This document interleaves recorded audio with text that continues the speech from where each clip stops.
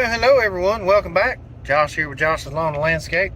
As you can tell, I'm a little dirty already, a little dusty. Had to finish up the leaf cleanup from yesterday. There was just a section in the back that I didn't get to, just ran out of daylight. Story of my lawn care life. But went and finished that one up, and then actually the backyard across the street at the neighbor's yard that I did a few days prior to that.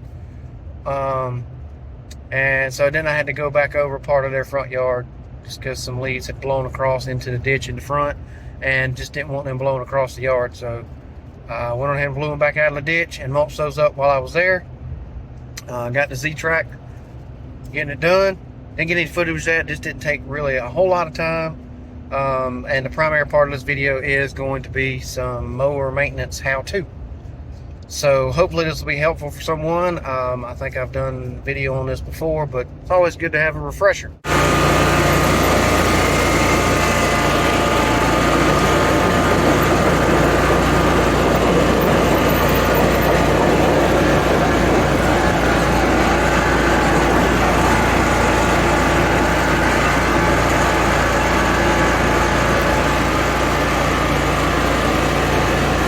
It's all nice and clean. This is the yard I was in yesterday. It's across the front.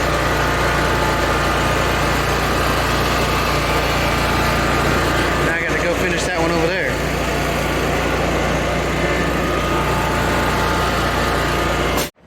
Alright y'all, so this is the one I actually did a week or so ago, but I had to go back over. Some stuff had blown out into the ditch, so I blew it out, cleaned it up. Just a finished product. And I had to go back in the back and finish there.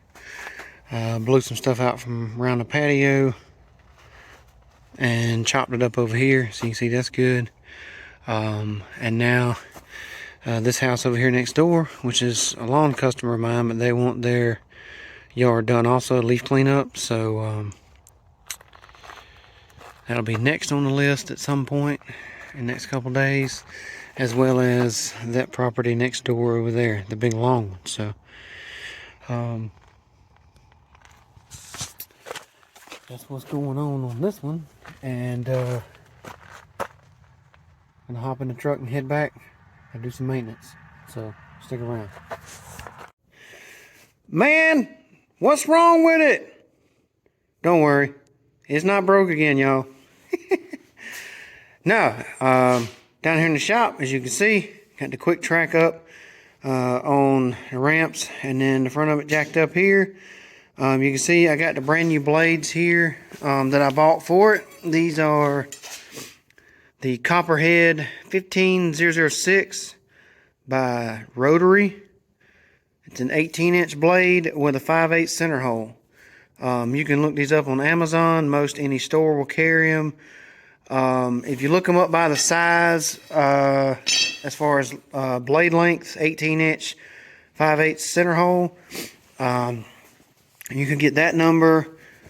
This is the heavier duty version. There's another blade that looks exactly like this. I think instead of it being 0.25 thickness, it is like 0.204 according to the Rotary website. I looked that up today, and I think it's a 60. It's either a 6294 or a 6924. I cannot remember, so forgive me on that. Ronaldo, don't give me a hard time for not remembering at least one number. So as you can see, I got it up here. What you need to change the blades is pretty easy. Just take you a box end. It's a 15/16 wrench to go on the nut on the top. This has the pass-through bolts, just like a Wright. I believe Skag does it this way also. This is different than what's on the Z-Track. This has a spindle that the bolt goes up into the spindle housing on the bottom. It does not pass all the way through. The head of this bolt that passes through is also a 15/16. So got my 15/16 socket on my impact, and that's what I'm going to do to change the blades. And then I also had to do an oil change, which is why I have it up on the ramps because there's very little clearance on the bottom, so it's just as easy to back it up on these ramps, jack the front of it up where it's fairly level, and then do the oil change. So I'll get to that in a minute, but I think I'm just going to put it on time lapse and then go over and then let y'all watch me change the blades, and then I'll get into the oil change part. So here we go.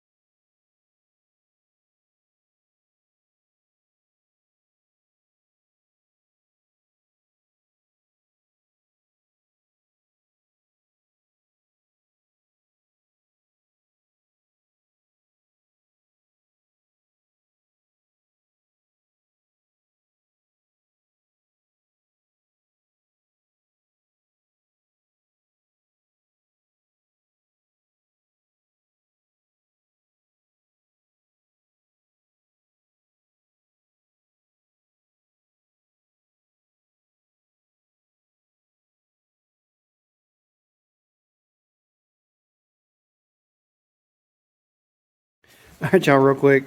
Not my best work time-wise on the blade change. Been sitting out in the cold, so everything you touch is really, really cold. And I don't have my gloves on for this one.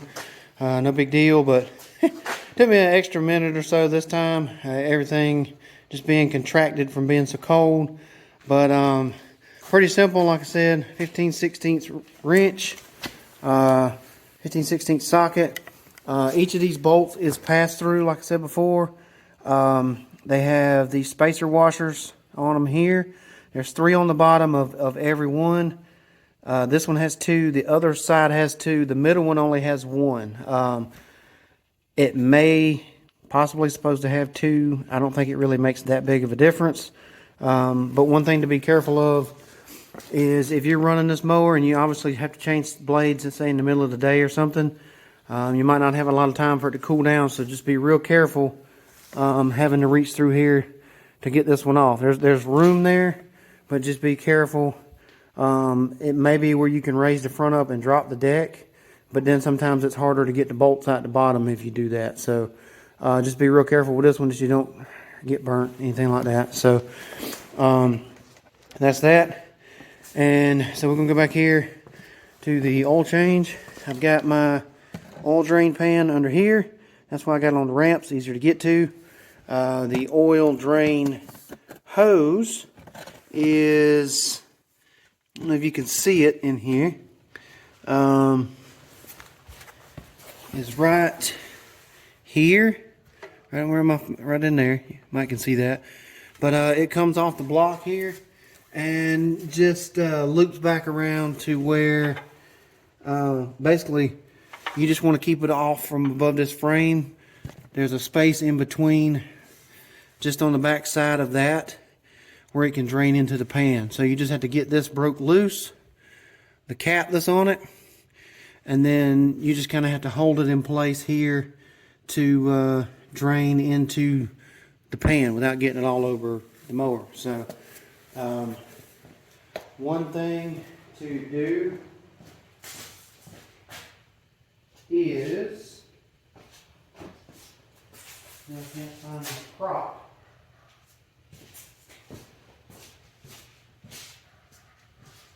Not the best day for me doing this stuff.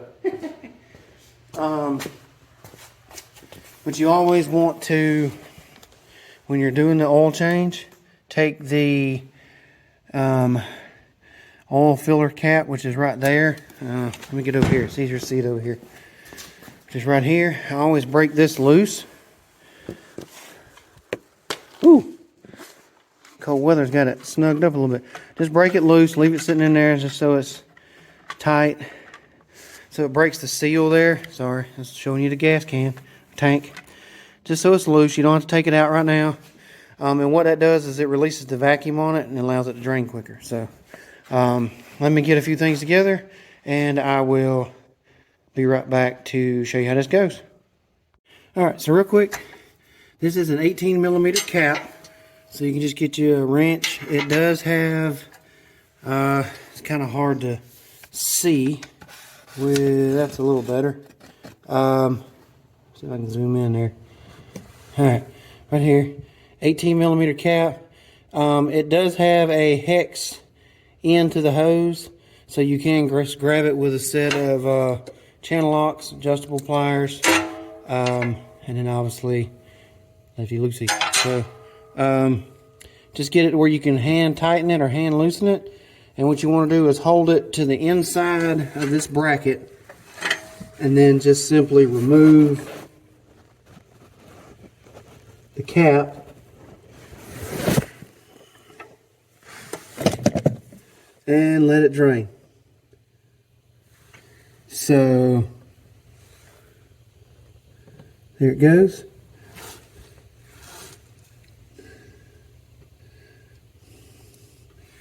And that goes a lot easier, like I said, if you break the seal on the cap up top for the oil filler. Just take that cap and loosen it, and it just comes straight out. I don't know if you can tell how well that's running, but good steady straight stream.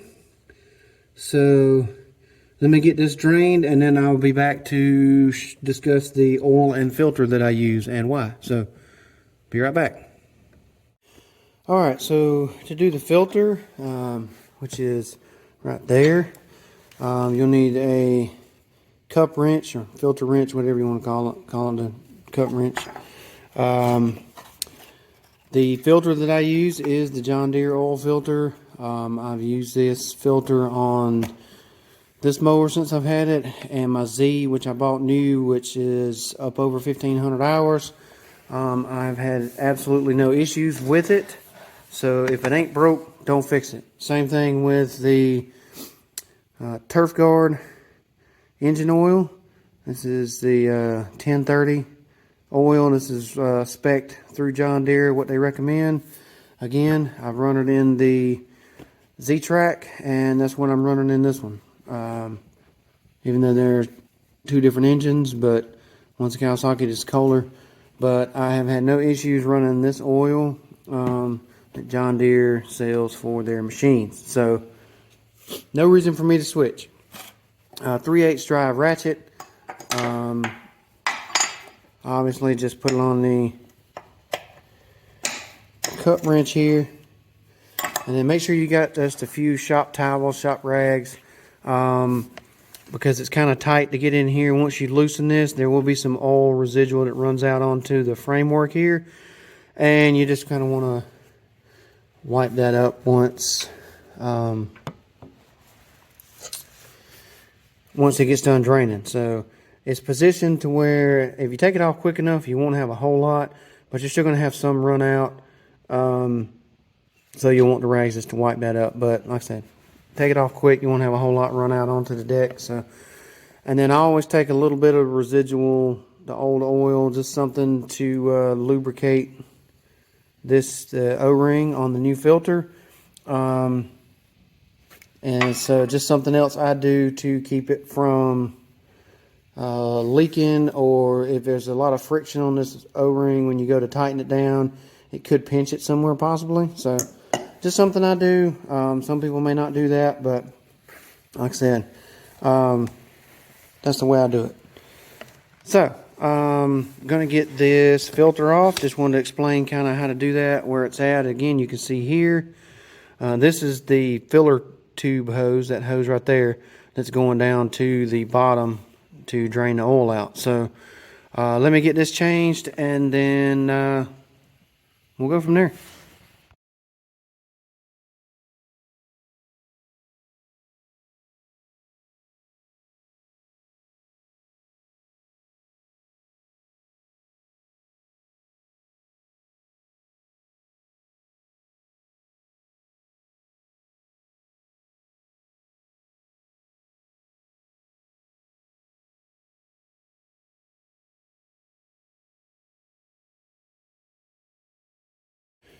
All right, well, hopefully you can see some of that where I didn't get my big head in the way. Trying to do a little time lapse there, just taking the filter off, putting it back on. If you can tell, I had to stuff a couple of these rags. This is actually one, well, I had 3, and this is actually a 4th one.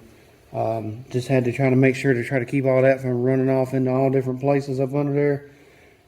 So you got to be real quick with that. But I got it on there, snugged up real good. And so,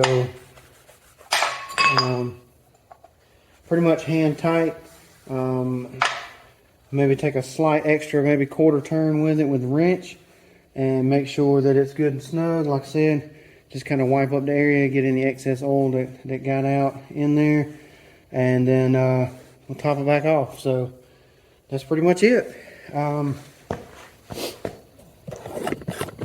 So once I get the oil back in it, which is obviously over here, other side, filler neck. It's a 2-quart oil change. So I've got the other quart that's sitting back there in the back. Let me zoom out a little bit here. And so, my tripod out of the way.